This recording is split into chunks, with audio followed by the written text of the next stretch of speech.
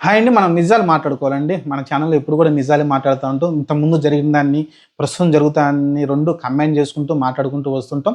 కొన్ని కొన్ని సార్లు నాకు గుర్తుండకపోవచ్చు, జరుగుతా ఉంటుంది.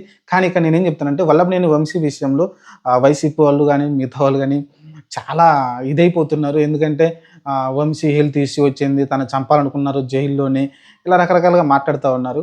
అసలుకు అతను ఇన్ని రోజులు ఉన్నాడండి జైల్‌లో చెప్పండి? ఏజ్ ఎంత? అతని ఏజ్ ఎంత? కానీ చంద్రబాబు నాయుడు గారి ఏజ్ ఎంత? ఆయన దాదాపు 52 రోజులు, 53 రోజులేమో జైల్‌లో ఉంచారు గదండీ అతన్ని గూడా. అతనికి దోమలు కుడుతున్నాయి ఏమంటే, కొడాలి నాని లాంటి వాడు ఎవడున్నాడు? జైల్‌లో దోమలు కుట్టక, ఇది జేతక, ఇది జేయక అని రకరకాలుగా మాటలైతే మాట్లాడడం జూసాం గదా మనమైతే. ఆయన కోసం 5 స్టార్ హోటల్‌లాగా తయారు జేస్తారని రకరకాలుగా మాట్లాడాడు. మరి ఈరోజు వల్లభనేని వంశీ గూడా సేమ్ అదే పరిస్థితి గదా! జైల్‌లో ఉన్నప్పుడు ఆహ్, హ్మ్, అన్ని భోగాలు కావాలంటే ఎలా వస్తాయి? రావు గదా! హెల్త్ అనే ఇష్యూ అనేది ఆహ్, హ్మ్ జైలుకు వెళ్ళిన తర్వాత ఖచ్చితంగా అక్కడ డాక్టర్లుంటారు, పర్యవేక్షణ ఉంటుంది. సరే పూర్తిగా అందిస్తారంటే అది అధికార పార్టీ చేతుల్లో ఉంటుందేమో తెలీదు గానీ మనకి.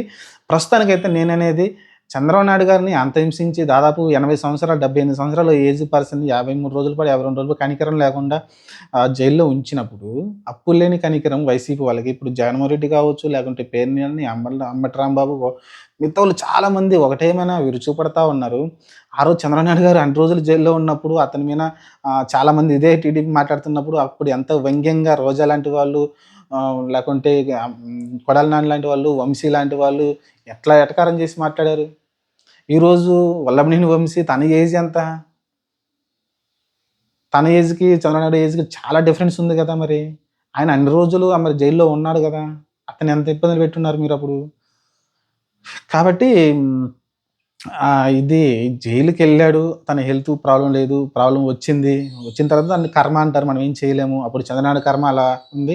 ఈరోజు వల్లభనేని వంశీ కర్మ ఇలా తగలడింది. మనం ఏం దాన్ని 2 తప్పట్టడానికి లేదు. చట్టం తన పని చేసుకుంటూ పోతుందని ఒక మాట ఉంటుంది గదా! అంతే ఇంక అక్కడి మించి మనం ఏం చెప్పలేము. కానీ ఈరోజు ప్రాణాలు తీసేస్తారా? అది జేస్తారా? ఇది జేస్తారా? అని ఎవ్వడు అంత రిస్క్ తీసుకోడండి. జైల్‌లో ప్రాణాలు పోతే ఒక మాజీ ఎమ్మెల్యే అతను.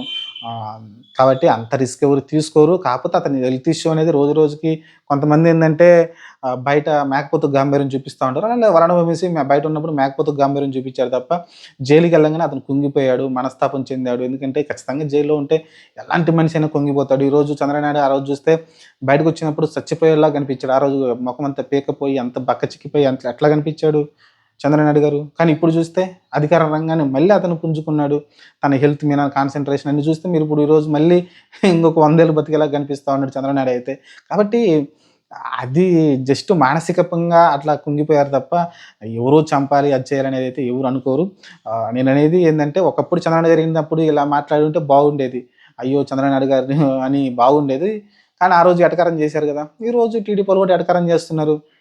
వల్లభనేని వంశీ ఎళ్ళినప్పుడు ఎలా ఉన్నాడు, వచ్చినప్పుడు ఎలా ఉన్నాడు చూసాం. 2 సేమ్ టు సేమ్ 2 ఫిగరు. అలానే చంద్రబాబు నాయుడు గారు జైలుకెళ్ళినప్పుడు ఎలా ఉన్నాడు, బయటకొచ్చినాక ఎలా ఉన్నాడు, సేమ్ టు సేమ్ 2 పక్కన పెట్టి చూస్తే సేమ్ ఒకేలాగా కనిపిస్తాయి మీకైతే. దీంట్లో నాకైతే పెద్దగా ఆశ్చర్యం కలిగింది ఏం లేదండి. కాకపోతే వైసీపీ వాళ్ళే ఆహ్, వాళ్ళు చేసినప్పుడు అలా అనుకున్నారు. వీళ్ళు ఇప్పుడు జరుగుతుంటే అలా అనుకుంటున్నారు. అంత మించి పెద్ద డిఫరెన్స్ ఏమీ నాకు కనిపించట్లేదు. వల్లభనేని వంశీ తను తప్పు చేశాడు. నిరూపించుకుంటే బయటకొస్తాడు. లేకుంటే లేదు. మళ్ళీ రిమాండ్ ఏదో అంటున్నారు. మరి హెల్త్ ఇష్యూ కారణంగా అయితే అతనైతే హాస్పిటల్‌లో జాయిన్ చేశారంట.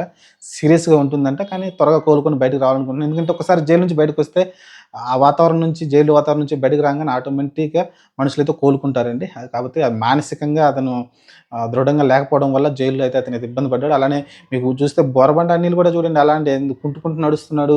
ఆహ్, నడిచే ఓపిక కూడా లేదు. అంతకుముందు ఎంత మేకపోతు గాంభీర్యం ఎంత చూపిచ్చాడు ఆ బోరబండ అనిల్ గూడా. అలానే మీరు చూసుకుంటే పోసాని మురళీకృష్ణ గూడా బయటున్నప్పుడు కాలరా ఎగరేసుకుంటే ఎట్లా మాట్లాడేవాడు. కాబట్టి జైల్‌లో ఉన్న పరిస్థితులు వేరు. ఎంత గట్టిగా మనం ఎంత దృఢంగా ఎంత అంటే స్ట్రాంగ్‌గా ఉన్నా సరే మనం జైలుకెళ్ళినాక ఏమవుద్దంటే అక్కడ మానసికంగా మనమైతే కృంగదీస్తది. ఏంటి మన భవిష్యత్తు ఏంటి? మనం బయటకు వస్తామా? రామా? అన్న థాట్‌లో అయితే ఉంటారు. దాని కారణంగా అయితే రోజులు గడిచే కొద్దీ వాళ్ళు మానసికంగా కృంగిపోతారు. దాని కారణంగా అయితే హెల్త్ ఇష్యూలు ఒక చిన్న హెల్త్ ఇష్యూ ఉన్నా సరే అది ఇంకా పెద్దగా అయితే అయిపోతుంది. వంశీ విషయంలో అదే జరిగింది. దాన్ని పెద్ద రాద్ధాంతం చేయాల్సిన అవసరం లేదండి. ఆహ్, చూద్దాం మరి రేపొద్దున మళ్ళీ వైసీపీ అధికారంలోకొస్తే మళ్ళీ వీళ్ళ పరిస్థితి కూడా ఎలానే ఉంటుంది. ఇది సహజం అయిపోతుంది. ఇప్పుడు సహజంగా అయిపోతుంది ఆంధ్రప్రదేశ్‌లో అయితే. చూద్దాం మరి ఏం జరుగుద్దో. ఫ్యూచర్ డిసైడ్ చేస్తుంది. ఆహ్, జగన్మోహన్ రెడ్డి ఆల్రెడీ అన్నాడు గదా! ఏ బొక్కలో దాక్కున్నా, అమెరికా పోయినా ఏజ్ చూడను, ఏది చూడను అని అయితే అంటే వయసు కూడా చూడకుండా తీసుకెళ్ళి లోపల పడేస్తా అని చెప్పుకొచ్చాడు. చూద్దాం మరి ఫ్యూచర్ డిసైడ్ చేస్తుంది. ఆహ్, వాళ్ళ ప్రతాపం, వీళ్ళ తపోగతం. ప్రస్తుతం ప్రతాపాలు తెలుసుకుంటా ఉన్నారు. వాళ్ళు రెడ్ బుక్ అంటున్నారు. ఈయన గుడ్ బుక్ అంటున్నాడు. మరి ఏ బుక్ మళ్ళీ రేపొద్దున ప్రస్తుతం రెడ్ బుక్ పాలన అంటున్నారు. రేపొద్దున గుడ్ బుక్ పాలన వస్తదేమో చూద్దాం.